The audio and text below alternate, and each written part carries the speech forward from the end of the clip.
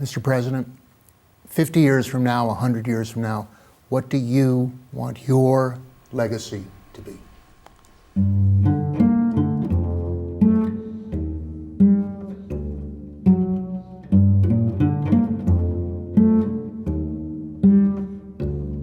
When Jimmy Carter was sworn in as the President of the United States in 1977, the nation was still reeling from a period of political upheaval.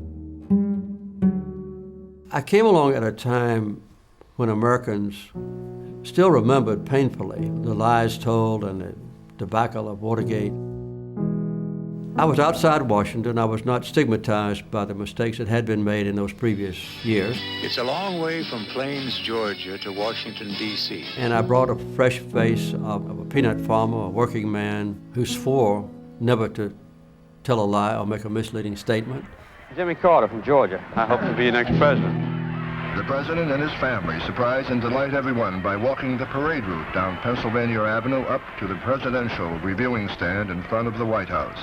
But winning the White House at the height of the Cold War carried extraordinary responsibility. The system is survivable, it's verifiable. The peanut farmer from Plains suddenly had his finger on the button to start World War III.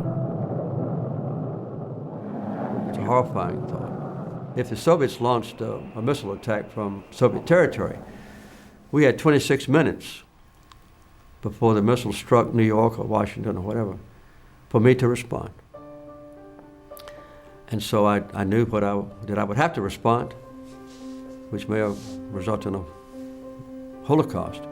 So I went out of my way to understand the problems of Brezhnev. I used to sit by a globe and turn it to Moscow and try to imagine how I looked out on the rest of the world with a formidable military force in NATO and tremendous challenge from China. And what would happen if the Soviets became convinced that they were in danger. Well, I tried to avoid all that. But it was a very terrible responsibility.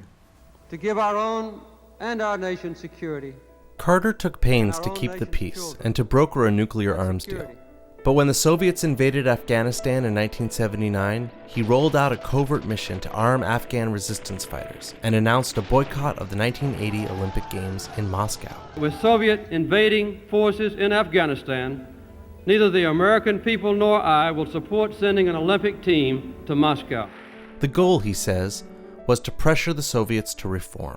I wanted to change their system of government, but I also wanted to bring the Soviet Union into the international forum. The Soviet Union, had in effect promised to honor human rights, and they had failed.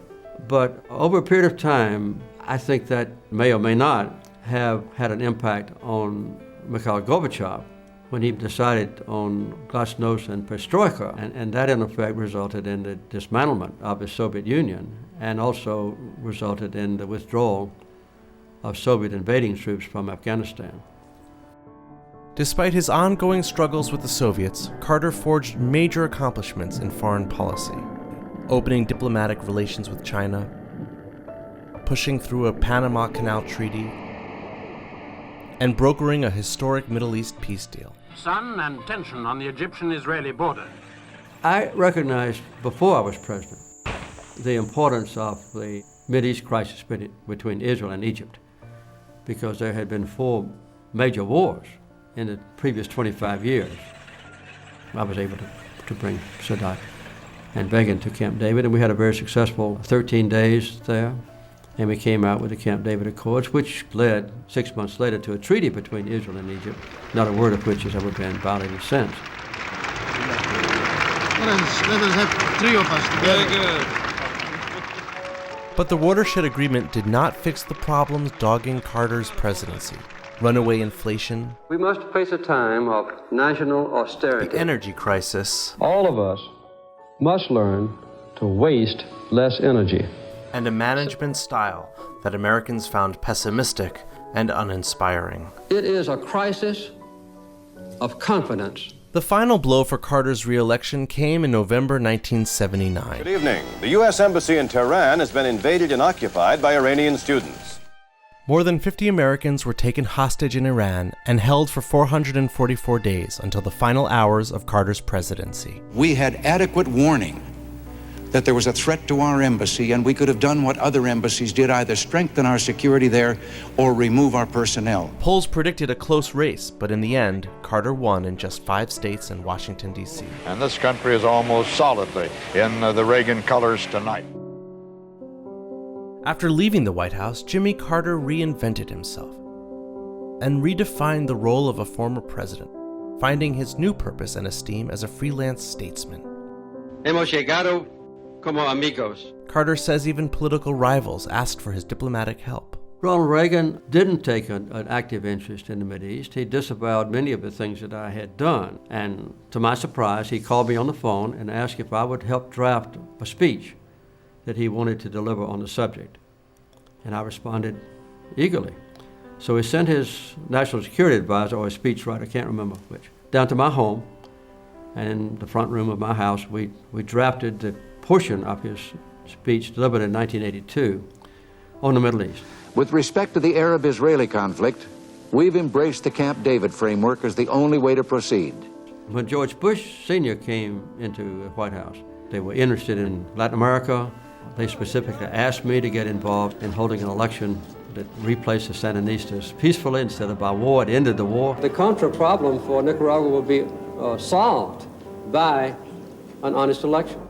Carter's diplomatic skills really got put to the test in 1994, when tensions between President Clinton and Kim Il-sung over North Korea's nuclear program put the two countries on a collision course. Kim Il-sung was giving me constant requests that I come to Pyongyang and help him resolve the impasse. I wrote President Clinton a letter and said, I have decided to go to North Korea. Al Gore, the vice president, was in the White House, and he intercepted my letter.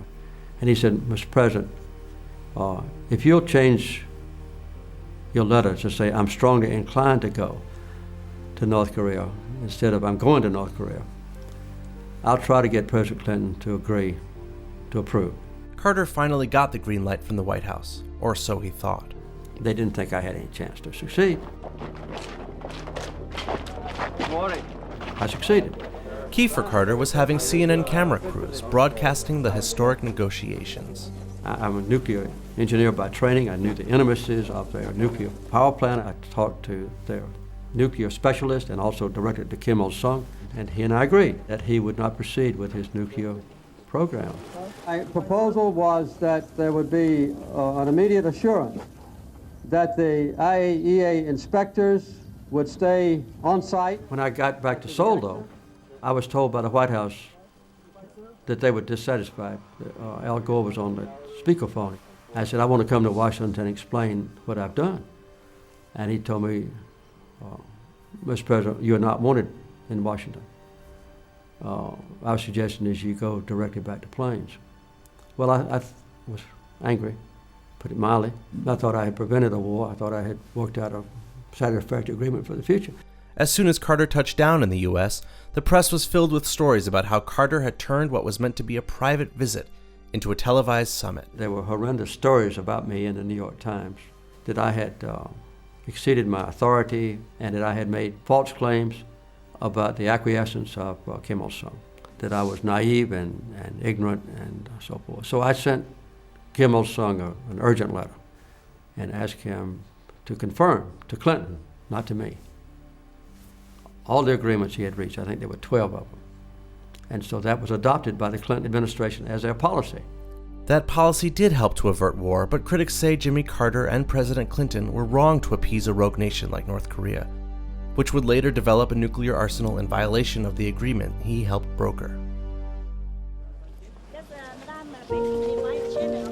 In his later years, Carter traveled the globe with the Carter Center to fight disease and monitor elections in emerging democracies.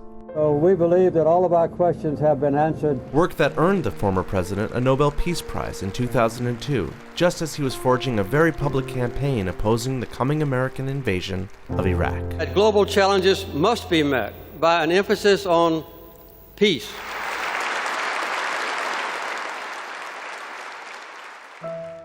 When we sat down with President Carter in 2006, he laid out his vision for America's role in the future, and his concerns about missteps in the post-9/11 world.